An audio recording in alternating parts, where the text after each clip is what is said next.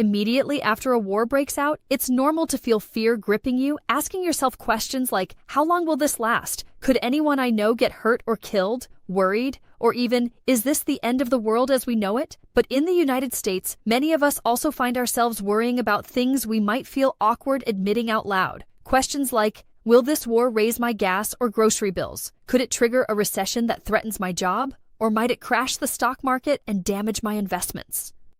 Size. Some may argue these worries are trivial or even morally wrong, given that people's lives are at risk. And while it's true that lives are being destroyed, that doesn't change the fact that these concerns are real for many of us. Thoughtful. So, even if they aren't the most pressing ethical issues at the moment, it's worth understanding how markets have historically reacted to wars and major military events. That perspective can help you make more informed decisions about your investments. There's plenty of history to draw from. The United States has been at war for much of my life, and the country has been influenced by the military-industrial complex since World War I. Looking at recent examples, Russia's invasion of Ukraine in 2022 immediately caused the stock market to fluctuate, moving sideways for a few days, dipping slightly, and then recovering to new highs within a month. Zooming out, though, the market later fell significantly, but that decline was largely tied to the post-pandemic correction following the massive money printing of 2020 and 2021, not directly to the war itself. Another example is the Israel-Palestine conflict that started in October 2023.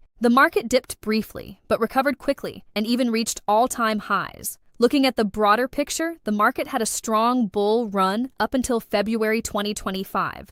Let's take a look at a historical overview of major geopolitical events over the past 80 years. Starting with the attack on Pearl Harbor, the market dropped almost 20% from top to bottom, the largest drawdown on record. But 1 year later, it had recovered and risen over 11%. Iraq's invasion of Kuwait in 1990 caused a nearly 17% drop, yet the market rebounded 14% within a year. Looking at other events, the Hungarian uprising and the Suez Crisis in 1956 saw 1 year declines of about 8 to 9%. The worst 1 year performance came after the Yom Kippur War in 1973, with the market down 41%. Context is key. In 1973, the US had just left the gold standard, inflation was rampant globally, and financial markets were adjusting to a new fiat currency system. What this history shows is that wars and military conflicts rarely occur in isolation. They interact with broader economic trends, and the market's response is often influenced by multiple factors. Recovery timeframes are typically short. For example, Pearl Harbor took 307 days to fully recover, and North Korea's invasion of South Korea took 82 days. Most other events recovered in just a few days to a little over a month. On average, over the past century, markets take about 41 days to fully rebound after major geopolitical events, with the median recovery being even shorter. Short-term performance often shows minor declines. 1 month returns average around 1.3%, essentially flat, reflecting the typical 30-40 day recovery period. 3-month returns also tend to be flat, while 6-month returns average around 2.5% and 1 year returns average about 2.1%. Extreme cases exist, like the German invasion of France or the Yom Kippur War, which caused significant 1 year losses. But these are exceptions rather than the rule. Whether a recession is occurring at the same time dramatically changes outcomes. If no recession is underway, 3 months later, markets historically rise about 3.1%, 6 months later around 6%, and 1 year later roughly 9%. If a recession is happening, the same periods show declines. 6% at 3 and 6 months, and 11 to 12% at 1 year. Geopolitical events can influence recessions but are rarely the sole cause. The data shows that if a recession isn't present, these events usually don't result in long-term market underperformance. Markets are generally up about 10% within a year. Looking at worst-case scenarios, even the largest drawdowns following events like Pearl Harbor are comparable to typical bear markets. Recent history highlights this. March 2025 saw the S&P 500 down 21%, 2022 fell 26%, and 2020 dropped 35%. These drawdowns are unusually frequent, historically speaking, but in context, geopolitical events themselves haven't caused historically extreme market crashes. If a conflict escalates into a broader, prolonged war involving multiple countries and substantial resources, that could change the market's behavior. Looking back at major wars like World War II, the Korean War, the Vietnam War, the Gulf War, and the Iraq War, annualized market returns were consistently positive. Even the Vietnam and Iraq wars averaged over 6% annual returns, with the overall long-term market average exceeding 10%. This supports the old adage, when in doubt, zoom out. Examining a 100-year chart of the S&P 500 shows that despite wars, attacks, and global conflicts, long-term market trends continue to move upward. While short-term fluctuations occur, sideways movements, drops, or gains,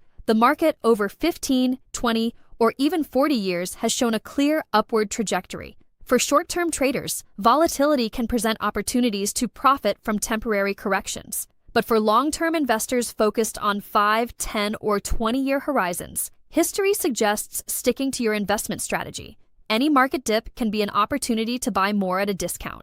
The key factors influencing 6 to 12-month returns are inflation concerns and recession risks. Without these pressures, the market generally trends higher. Currently, market fears, including short interest and economic uncertainty, are largely priced in. If worst-case scenarios don't materialize, much of the bearish positioning could reverse, potentially sending stocks higher. Historically, the most accurate predictors of recessions, like the yield curve, are being closely monitored today. While some signals resemble a ticking time bomb, a real recession has not yet materialized. Markets often climb a wall of worry, reflecting the tendency for concerns to already be accounted for in stock prices. In summary, history shows that while wars and geopolitical crises can cause short-term market dips and volatility, these effects are usually temporary. One-year returns are generally positive unless combined with a recession. Market corrections present buying opportunities for long-term investors, and even in the short term, active trading of volatility can provide profit potential. Looking ahead, current conflicts are likely to follow historical patterns. Temporary drops, flash crashes, and spikes in volatility should be seen as opportunities to buy assets at a discount, with a high probability that they will recover and grow over 6 to 12 months. However, if a recession begins, defined as 2 consecutive quarters of declining GDP, more significant market downside could occur. For long-term portfolios, the advice remains consistent. Maintain your positions, continue investing during dips, and focus on the broader trend rather than short-term turbulence. Ideally, this conflict will resolve quickly, minimizing both human and economic costs. As always, Terra Alert News brings this analysis to help viewers make informed decisions about their investments while keeping the human cost of conflict in perspective. Thank you for watching, and stay informed.